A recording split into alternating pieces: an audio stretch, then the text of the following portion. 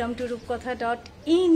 তো very good morning. আর আমার এই ছোট্ট পরিবারের সকল সদস্যকে জানাই সুস্বাগতম অ্যান্ড প্রচণ্ড একটা ভালো সকাল তোমাদের জন্য সবার কাটুক ঠিক আমার মতো। তো এখন দেখো আমি ঠাকুরঘরের চাবি নিয়ে উপরে চলে এসেছি।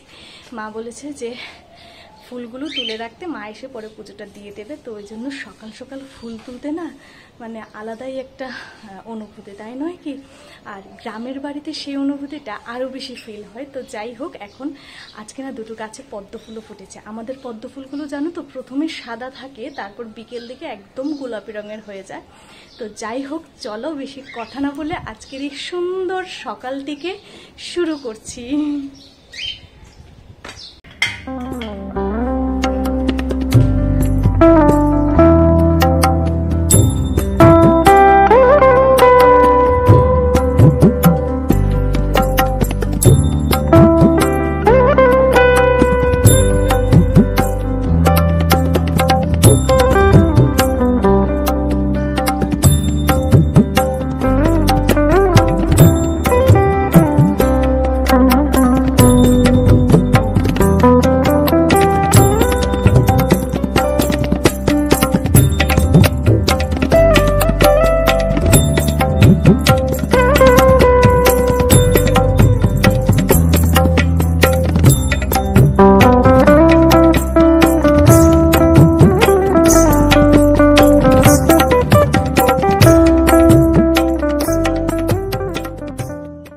ফুলগুলো তোলার পর ঠাকুরঘরে রেখে এবার চলে এসেছি নিচে।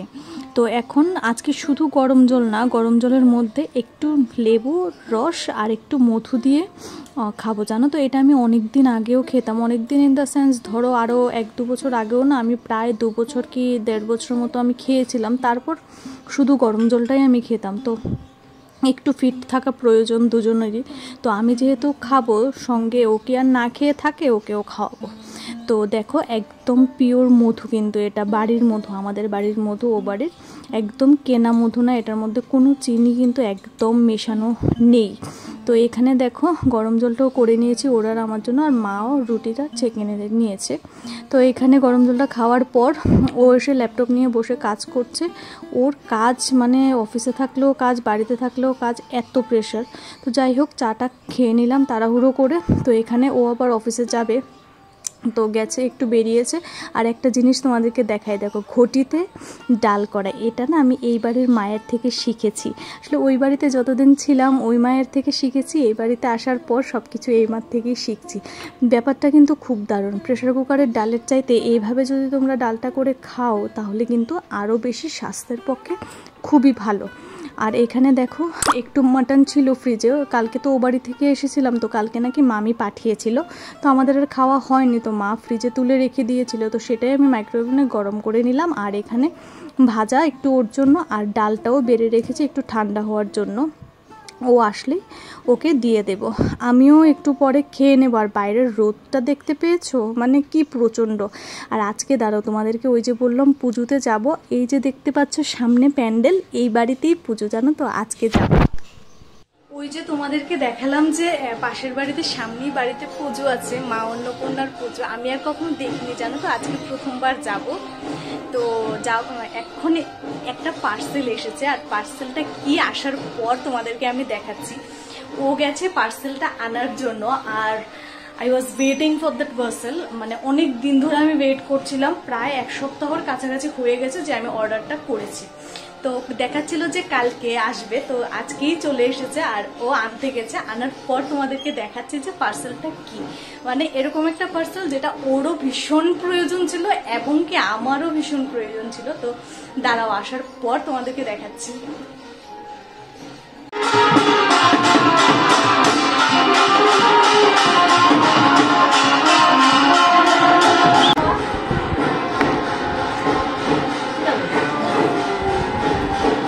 বাবারে বাবা, এত বড় পার্সেল এসেছে! আমি ভেবেছি মানে আরও একটু ছোট বক্স আসবে। তো যাই হোক, এবার জিনিসটা খুলে তোমাদেরকেও দেখাই কি। আর আমি তো অবভিয়াসলি জানি, দাঁড়াও খোলার পর তারপর তোমাদেরকে দেখাচ্ছি। আর আমি প্রথমবার কিছু অর্ডার করলাম যেটা কালারটা একদমই হোয়াইট জিনিস ঘরে ইউজ করতে একটু ভয় লাগে, কারণ সাধারণত কোনো কিছু রাখলে কিংবা হঠাৎ করে দাগ একটা বসে গেলে আর উঠতেই চায় না। তো এতক্ষণে তোমরা হয়তো বুঝেই গেছো যে এটা কি, এটা একটা অফিস টেবিল। হ্যাঁ, যেটা ওরও কাজে লাগবে, আর আমি যখন ল্যাপটপ নিয়ে বসি, কাজ করি, এডিট করি, অন্য আরও কাজ করি, তখনও না আমার খুব প্রয়োজন। আমাদের বেডরুমে একটা বড় টেবিল আছে, তোমরা হয়তো দেখতে পেয়েছো। সেই টেবিলটা অতটা কমফোর্টেবল না, এই টেবিলটা কিন্তু মানে তোমরা ফোল্ডও করতে পারো যেখানে খুশি সেখানে। আর টেবিলটা এত ভালো এসেছে না, আমি ডেসক্রিপশন বক্সে তোমাদেরকে লিঙ্কটা দিয়ে দেবো। সত্যি আমিও নিজে ভাবিনি যে টেবিলটা এত ভালো এসেছে।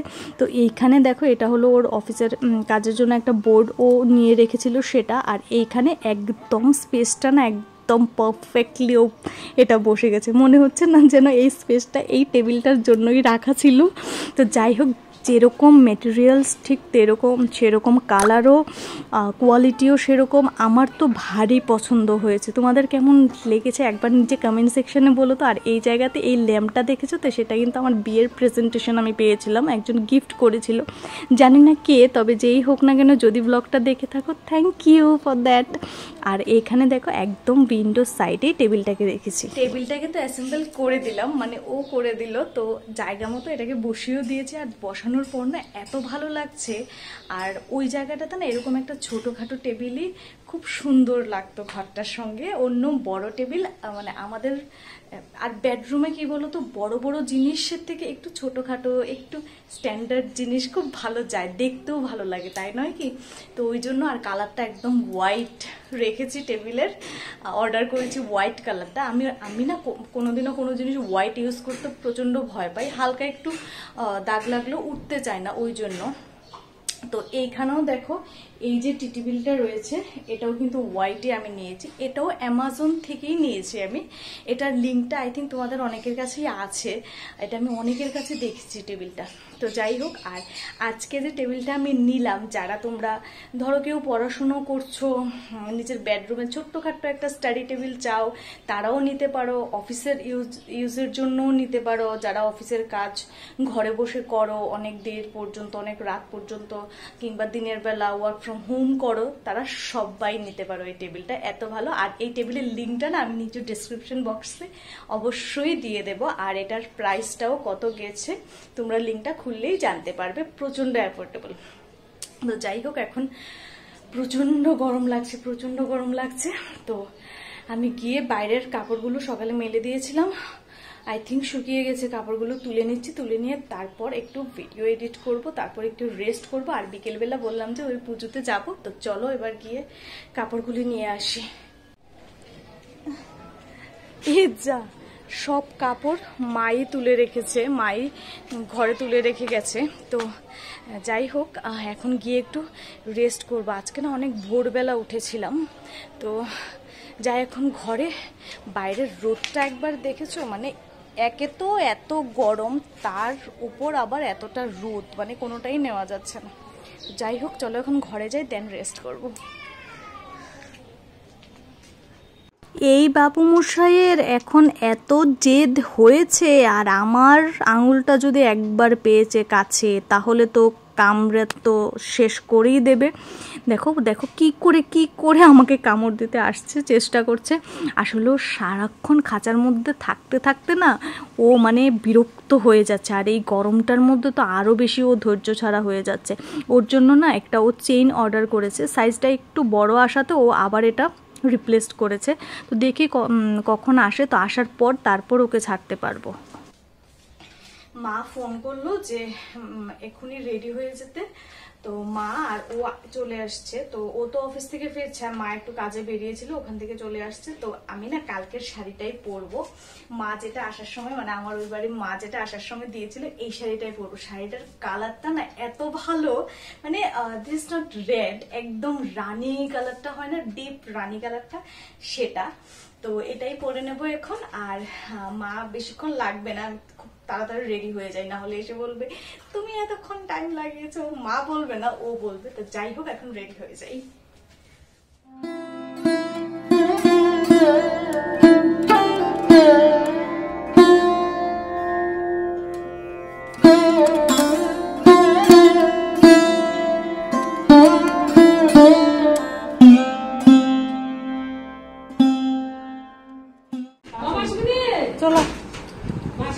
এই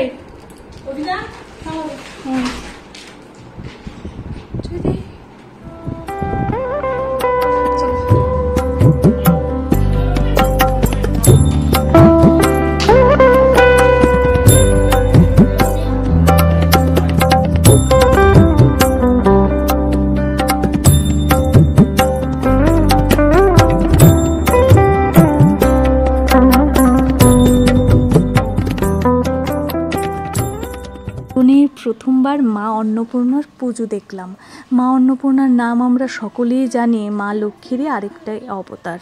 তো দেখো শিব ঠাকুরের চেহারাটা আর মা অন্নপূর্ণার চেহারাটা দুটোই কি মিষ্টি বানিয়েছে, তাই না? আর দেখতেও এত ভালো লাগছে সত্যি। আর এখানে দেখো আমরা পুজো ওই ঘর থেকে আসার পর আবার প্রসাদ খেতে সবাই বসে পড়েছি। আর দিদাকে বলছি তুমি তো অন্যদিন ব্লগে আসতে চাও না, আজকে নাও তোমাকে নিয়েই নিলাম ব্লগে। আর এখানে মা দেখো খুব তৃপ্তি করে খাচ্ছে, কিন্তু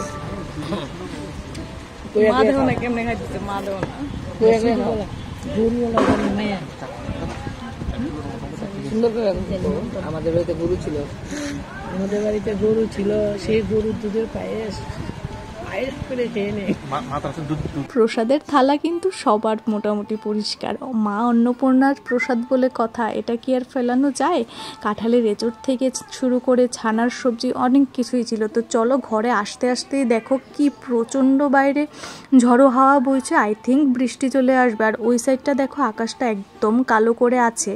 চলো তোমাদেরকে একবার ছাদের উপর গিয়ে দেখাই যে কি অসম্ভব অন্ধকার করেছে। এই কয়েক মিনিটের মধ্যেই যেন বৃষ্টিটা চলে আসবে, কিন্তু একবার বাতাস এসে পড়লে আই থিঙ্ক আসবে না। দেখি বৃষ্টি হয় কি না। আর দেখো বাইরে থেকে কি ভালো লাগছে না লাইটগুলো। এই যে গলিটা দেখছো, হোয়াইট লাইটটা দেখা যাচ্ছে নিচে, এটা হলো ওনাদের বিল্ডিং যে বাড়িতে আমরা পুজোতে গিয়েছিলাম। আর এই রাস্তাটা শুধু সাজানো হয়েছে, ভালো লাগছে দেখতে, তাই না? আর সব পুজোতেই একটু লাইট না থাকলে কি ভালো লাগে বলো?